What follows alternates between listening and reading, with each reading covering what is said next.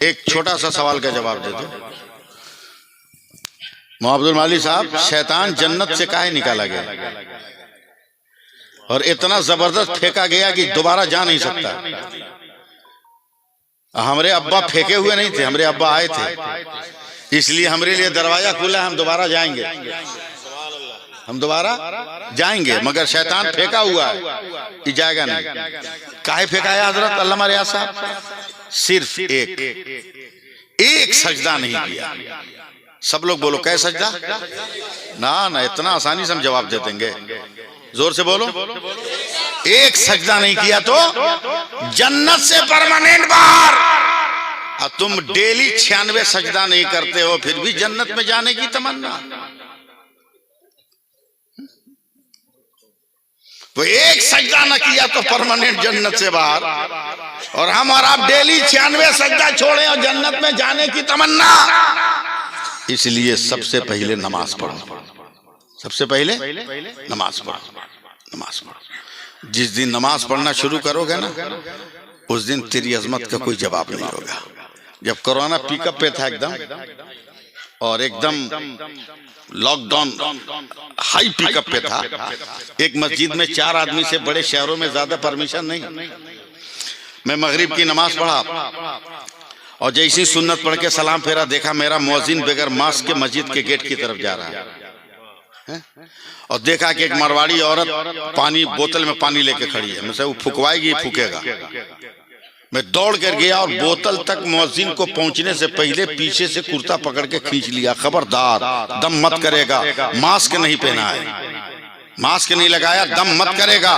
Corona pickup पर है, lockdown एकदम हाई पावर में है। अगर कुछ हो गया ना तो पूरी मस्जिद बदनाम होगी। क्या उस मारवाड़ी औरत ने मुझको करारा जवाब दिया, डांट के कहा, बाबा चुप रहिए, वो किसी और का घर है जिससे निकलने वाला बीमारियां बांटता है, ये तो अल्लाह का घर है, इससे निकलने वाला शिफा बांटता है, सेहतियाबी बांटता है। ये बात तुमको कब समझ में आएगी? ये बात तुमको किस दिन समझ में आएगी कि मस्जिद में जाने से पनाह मिलती है? मस्जिद में जाके तो देखो, क्या समझे मस्जिद के तरह। मेरे नबी ये खुतबा दे रहे मस्जिद नबी में। मुसलमानों, अगर मैं तुमको बता दूं कि मस्जिद में झाड़ू देने की कितनी फजीलत है, तो तू आपस में तलवार चलाएगा झाड़ू देने के लिए। बात आई गई, हो गई। हजरत उमर ने दिल में यह ठान लिया कि आज तो सुबह सुबह पहला झाड़ू मैं लगाऊंगा मस्जिद में। हैं? नमाज ऐशा पढ़ के चले गए घर, खा पी के आ रहे हैं। पहले तो रोशनी इतनी थी नहीं ना, अंधेरा। पहले से मालूम है कि झाड़ू कहाँ है, पहले से मालूम है कि झाड़ू कहाँ है। टारगेट बना के चल रहे हैं। जैसी मस्जिद नबी के बीच में गए, एक आदमी से टकरा के गिर गए। गुस्से में हजरत उमर ने कहा, कौन? नीचे से आवाज है, मैं अबू बकर हूँ। बोला, यहाँ का मुझको मालूम था कि सबसे पहले झाड़ू देने आप आइएगा। फर्क ये हुआ कि आप खाना खाने घर चले गए, हम घर गए नहीं, झाड़ू लेके मस्जिद ही में बैठे हुए। तो पहले नेकियों के लिए सबकत होती थी, अब बाजा बजाने के लिए सबकत होती है। अब कमर हिलाने के लिए सबकत होती है, बैंड बजाने के लिए सबकत होती है। वो इतना गुनाह किया तो हम भी इतना गुनाह करेंगे। होश में रहो। मैं औरतों से भी गुजारिश करता हूं कि अगर आपकी गोद में बच्चे हैं जो दूध पीते हैं, तो आप उनको पहले वजू करो, फिर दूध पिलाना शुरू करो। और जितनी देर दूध पिलाओ उतने देर अपने नबी पे दरूद पढ़ती रहो, समझे। फिर देखना मस्जिद अक्सा के लिए किसी गाजी को तलाश करने की जरूरत नहीं पड़ेगी। हर घर से एक सलाहुद्दीन अय्यूबी का गुलाम निकलता हुआ नजर आएगा। सलीका। अल्लाह ताला मदरसा हनफिया कादरिया को दिन दूनी रात चौगुनी तरक्की अता फरमाए। उनके असातिज़ा, उनके अरकान को बेहतरीन कामयाबियों से हमकिनार करे और हम सबको अमल की तौफीक अता फरमाए। दारैन की सादतों से माला माल फरमाए और एक और नेक बनने की सादतें अता फरमाए। इंशाअल्लाह ताला जिंदगी कभी वफा करेगी। एक मिनट बैठिए भी जरा सा। जिंदगी कभी वफा होगी, तकरीर होगी। मैं जानता हूँ कि आपके नौतन में, हरिया में, सांखे में, जलालदी टोला में बहुत सारे ऐसे लोग हैं जो मेरे वालिद के भी मुरीद हैं, हमारे भी मुरीद हैं। मैं आपके इलाके में तकरीबन 15 दिन पहले पोस्टर भेज दिया था, लेकिन एक पोस्टर भी मुझको कहीं रास्ते में नजर नहीं आया। 7 जनवरी को मेरे वालिद साहब अली रहमतुर रिदवान का उर्स है। हाँ, तकिया खोल में घुसा कर रखा है। 7 जनवरी को मेरे वालिद साहब का उर्स है। मौसम से मत डरिएगा कि ठंडा लगेगा। जो हमारे यहाँ जानते हैं वो ये भी जानते हैं कि हमारे यहाँ ठंडा नहीं लगता है। हमारे यहाँ ठंडा नहीं लगता है, चाहे जितनी सर्दी रहे ठंडा नहीं लगेगा। इंतजाम वैसा करते हैं, इंतजाम वैसा करते हैं। जमीन को गर्म करने की जरूरत नहीं, इसलिए कि हम लोगों के दादा सरकार है वहां जमीन में, समझे। और आसमान से जो ठंडी गिरेगी उसका मुकम्मल बंदोबस्त रहता है। इतनी लाइट, इतना पक्का पिंडाल, समझे, और उस पर एक क्वालिटी का खाना, समझे। रात में 1 मरतबा 2 मरतबा कॉफी या चाय, मौसम को देखकर गरम गरम अंडा, ये सब जलसा में मिलेगा। मुंह में पानी आ गया ना। इसलिए 7 जनवरी को आओ, 7 जनवरी को आओ। उर्स की तकरीब में सुरकाइन शरीफ, ये जलालदी टोला के महबूब भाई बैठे हुए हैं, मुस्लिम भाई बैठे हैं, और भी लोग हैं।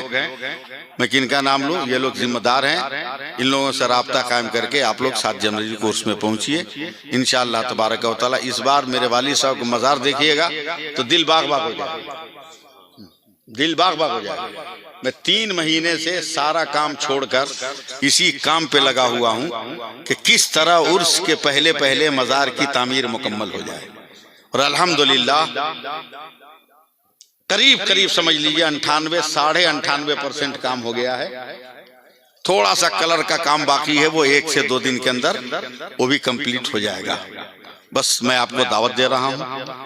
अल्लाह ताला की बारगाह से उम्मीद है कि अल्लाह ताला अपना फजल अता फरमाए और हम सबको नमाज पढ़ने की तौफीक अता फरमाए।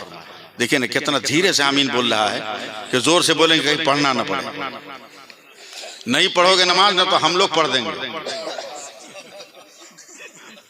समझे। कंधा पर उठा के कहीं पहुंचा के पढ़ देंगे, नहीं समझे अभी भी। इसीलिए हाँ, वो काहे को हम बोलने जाए, लोग कहेगा मौत की बात करते हैं। हाँ, इसलिए नमाज पढ़ना शुरू करो। बीवी से तलाक नहीं होगी, घर में बाल बच्चा ठीक ठाक रहेगा, समझे। घर में कोई इख्तिलाफ नहीं रहेगा।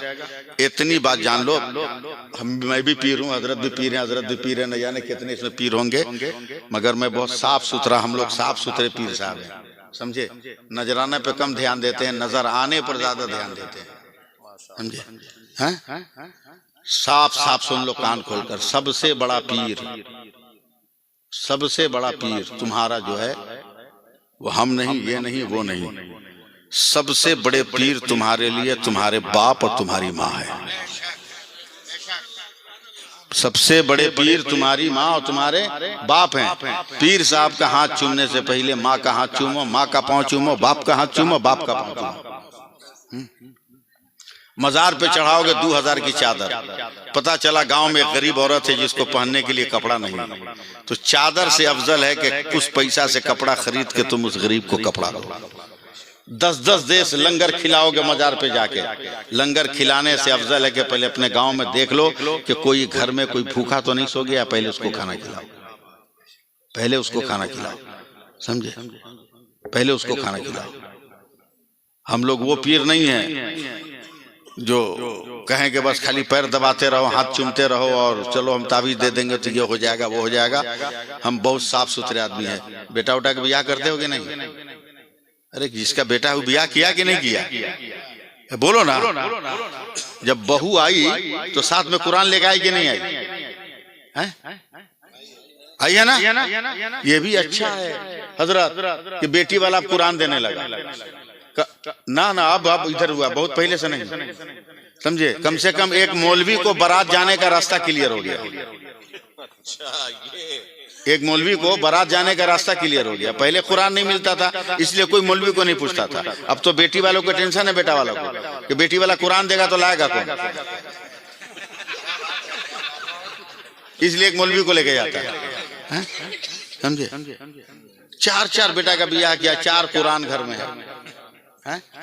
अब फिर भी आया जाहिल बेनमाजी पीर के पास, बोला बाबा एक तो तवीज दीजिए ना, बरकत नहीं हो रही है। बकलोल कहीं का, 4 कुरान रख के जब बरकत नहीं तो जाहिल और बेनमाजी पीर के फूकने से तुम्हारे घर में बरकत आने वाली है? जो भी गर्दा उर्दा दौलत का है ना वो खत्म हो जाएगा, वो भी उड़ के खत्म हो जाएगा। साम मसाला डाल दो गोश्त में, नमक मत डालो, कैसा लगेगा? बोलो, हमसे बोलो, बात करो ना। लौंग बोलेगा, इलायची बोलेगी, दालचीनी बोलेगा, जवेत्री बोलेगा, गरम मसाला बोलेगा, हल्दी धनिया जीरा गोलमिर्च किसी की आवाज आएगी।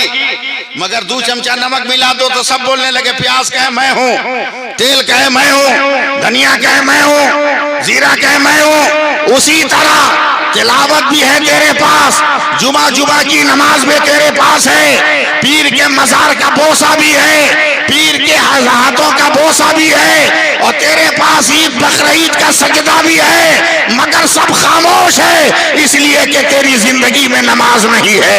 अगर 5 वक्त की नमाज पढ़ो तो तिलावत कहेगी मैं भी तेरे साथ हूँ, रोजा कहे मैं भी तेरे साथ हूँ, वजीफा कहे मैं भी तेरे साथ हूँ, जिक्र कहे मैं भी तेरे साथ हूँ, और खिदमत खल्क कहे मैं भी तेरे साथ हूँ। समझे? इसलिए मदरसे के प्लेटफार्म से ये पैगाम जाना जरूरी था। नमाज पढ़िए, नमाज पढ़िए, और पीर नमाज पढ़ने वालों को बनाइए, औरतों से पैर दबाने वाले को पीर मत बनाइए, औरतों के झुरमुट में रहने वालों से मुरीद मत होइए, पीर उसको बनाइए जो गुलाम आला हजरत हो, गुलाम सरकार सरकार। अल्लाह ताला आपको सबको सलामत रखे। चलिए सब लोग मेरे साथ पढ़ लीजिए। अस्तगफिरुल्लाह रब्बी मिन कुल्ले ज़ंबिन व अतूबु इलैह, अशहदु अल्ला इलाहा इल्लल्लाह वहदहु ला शरीका लह व अशहदु अन्ना मुहम्मदन अब्दुहु व रसूलुहु। भागिएगा मत, दस्तारबंदी होगी, हजरत बोलेंगे भी, और कोशिश की जा रही है कि हबीबुल्लाह फैजी साहब भी पढ़ेंगे, तशरीफ ले आएंगे, और हशमत रजा साहिल भी आएंगे। बहरहाल जब तक वो आ रहे हैं, जब तक दस्तार वाला काम कर लीजिए ना आप लोग। अल्लाह ताला हम सबको सलामत रखे। अस्सलामु अलैकुम रहमतुल्लाहि व बरकातुहू। दस्तारबंदी करवाइए ना, लाइए ना नाम।